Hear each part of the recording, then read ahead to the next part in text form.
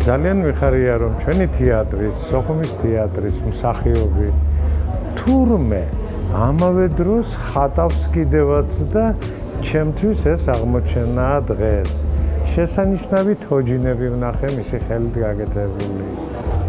რასაკვირველია, აქვს ძალიან საინტერესოდ გრძნობს, ფერს, როგორც ჩანს, უმეტესობას ხატავს რაღაცებს ნატურიდან რაღაც.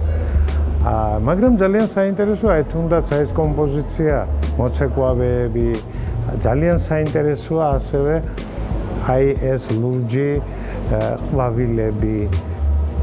ძალიან ფერწერულიც არის და რაც მთავარია, აი მხატვრულია. ეს კი არ არის მხოლოდ გადახატული ნატურიდან. მე მინდა მას წარმატებები, კიდევ უფრო დიდი წარმატებები უსურვო მომავალში. ეს გახლავთ ჩემი მეორე პერსონალური გამოფენა. პანდემიის დროს, როდესაც ყველა სახლში ჩაიკეტა, არც მე ვიყავი გამონაკლისი და დავიწყე ხატვა. მე ისე წამიღო, რომ ერთ ნახატს მეორე მოყვა, მეორეს მესამე და ასე დამიგროვდა და დღესდღეობით უკვე 60 ნახატზე მეტი მაქვს და ჩავთვალე საჭიროდ, რომ მარტო მე რომ არ შემეხედა ამ ნახატებისთვის, იქნებ ჩემი მეგობრებისთვისაც მეჩვენებინა. ხატავ იმას, რაც ყველაზე მეტად მომწონს. ლამაზი ჭურჭელი იქნება, ბროლი, ყვავილები, ყველაფერი ის, რაც მე სიამოვნებას მანიჭებს, ასე ვთქვათ.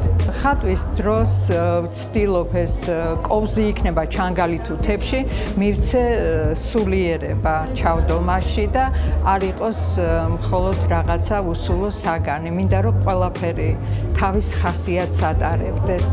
ასევე ხასიათები მაქვს გადმოცემული თოჯინებითაც. არ არის ეს ჩვეულებრივი თოჯინები, ყველას თავისი ისტორია აქვს, ყველა ცოცხალი ადამიანივით თავისი ცხოვრებით ცხოვრობს. საინტერესოა ხატვის პროცესი. როდესაც ხატავ, გაქვს ცოცხალი კონტაქტი ნახატთან. აი, როდესაც მორჩები უკვე ნახატს, რაღაცნაირად სიცარიელის განცდა მაქვს ხოლმე, რომ იქ უკვე კონტაქტი წყდება. და ნახატი თავის ცხოვრებით აგრძელებს ცხოვრებას, მე ჩემი ცხოვრებით.